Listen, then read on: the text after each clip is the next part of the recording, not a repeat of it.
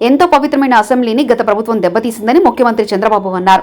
23 మంది గెలిచి అసెంబ్లీకి వస్తే చాలా ఇబ్బంది పెట్టారని చెప్పారు. ఏపీలో శాసనసభ సమావేశాల్లో ఆయన మాట్లాడారు.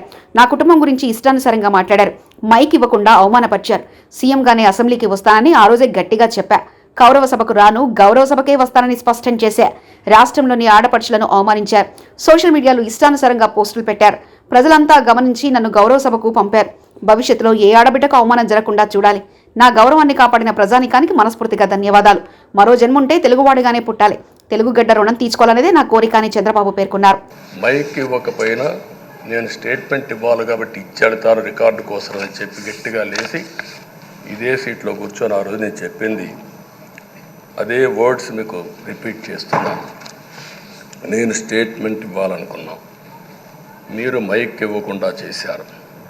అయినా నాకు బాధ లేదు.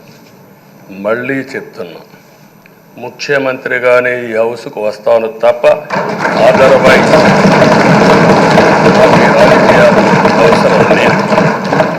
ఇది ఒక గౌరవ సభ కాదు.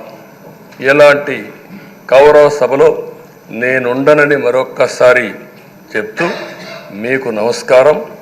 ప్రజలకు విజ్ఞప్తి చేస్తున్నా, నా అవమానం మీరు అందరూ అర్థం చేసుకొని నిండు మనసుతో ఆశీర్వదించాలని కోరుతూ ఈ సభ నుంచి వాకౌట్ చేస్తున్నానని చెప్పి వాకౌట్ చేసి బయట ప్రెస్ కాన్ఫరెన్స్ పెట్టాను.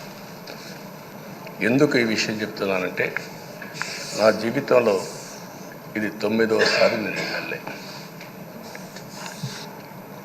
ఈ రాష్ట్రంలో తెలుగు జాతిలో నాకు వచ్చిన అవకాశాలు ఏ నాయకుడికి రాలేదు. 14 సంవత్సరాలు ముఖ్యమంత్రిగా పనిచేశాను. ఇప్పుడు మళ్ళీ ముఖ్యమంత్రి అయ్యాను. 15 సంవత్సరాల పొజిషన్ పార్టీ లీడర్గా పనిచేశాను. కానీ తిరుపతిలో నా పైన దాడి జరిగింది.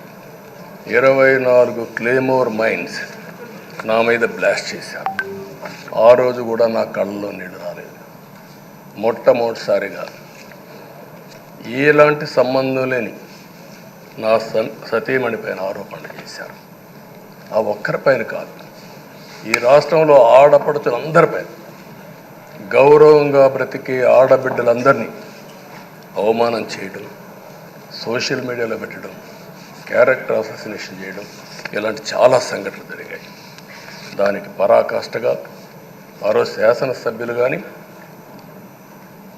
కొంతమంది అయితే భవానీ శాసన సభలో సభ్యురాలుగా ఉండి ఎన్నో పోస్టింగ్స్ పెట్టే పరిస్థితికి వచ్చారు.